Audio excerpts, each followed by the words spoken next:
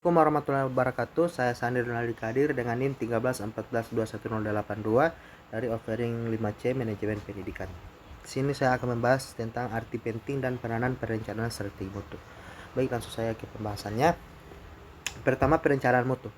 Perencanaan mutu merupakan proses yang penting dalam memastikan bahwa produk atau layanan yang dihasilkan memenuhi standar kualitas yang ditetapkan. Dalam hal ini akan membahas mengenai perencanaan mutu, termasuk konsep dasar, tujuan, dan langkah-langkah terlibat dalam perencanaan mutu. Perencanaan mutu melibatkan serangkaian proses untuk menjamin atau kualitas dari produk dan layanan agar tetap menjadi kepercayaan pelanggan terhadap perusahaan. Tujuan utama dari perencanaan mutu itu ialah untuk memastikan bahwa produk atau layanan yang dihasilkan memenuhi standar kualitas yang ditetapkan. Dengan melakukan perencanaan mutu yang baik, organisasi dapat meningkatkan kepuasan pelanggan, meminimalkan cacat atau kegagalan produk, meningkatkan efisiensi operasional, dan memperoleh keunggulan kompetitif. Proses perencanaan mutu. Setiap organisasi perlu melakukan pendekatan perencanaan mutu dari perspektif unik mengenai tujuan dan kemampuannya. Beberapa rencana mungkin lebih rinci dibandingkan yang lain, dan beberapa area dalam rencana perusahaan akan lebih lengkap dibandingkan yang lain. Namun, ada langkah-langkah umum yang mengarah pada rencana yang efektif. Setiap perusahaan itu perlu dengan menentukan pengalaman yang ingin Anda berikan kepada pelanggan, mempertimbangkan cara terbaik untuk memberikan pengalaman sempurna.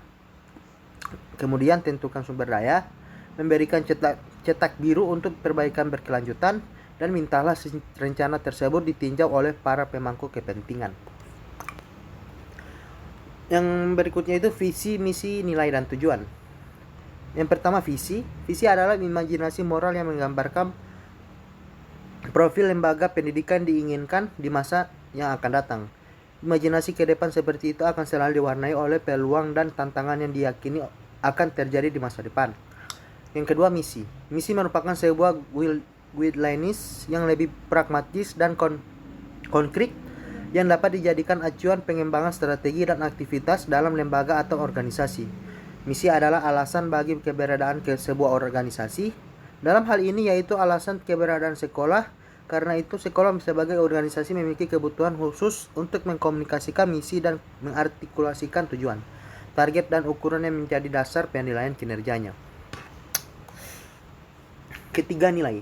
Nilai adalah ukuran yang mengandung kebenaran, kebaikan mengenai keyakinan dan perilaku organisasi yang paling dianut dan digunakan sebagai budaya kerja dalam pengambilan keputusan dan pelaksanaan kegiatan misi dalam rangka mencapai visi organisasi.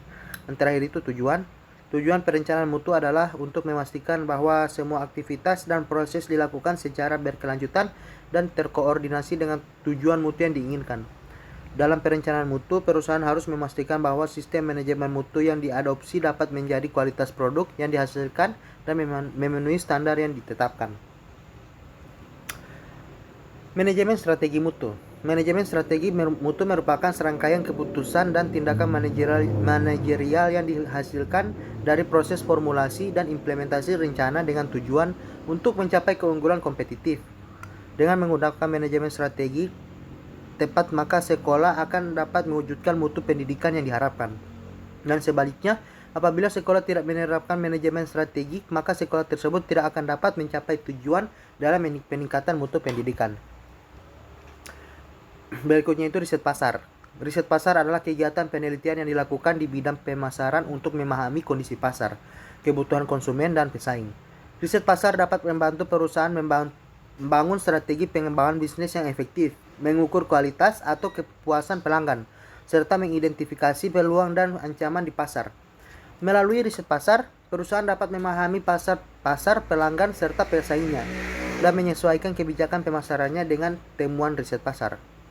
Riset pasar melibatkan pengumpulan informasi dari segmen pasar yang dituju mengenai penerimaan serta evaluasi produk yang sudah ada guna perbaikan.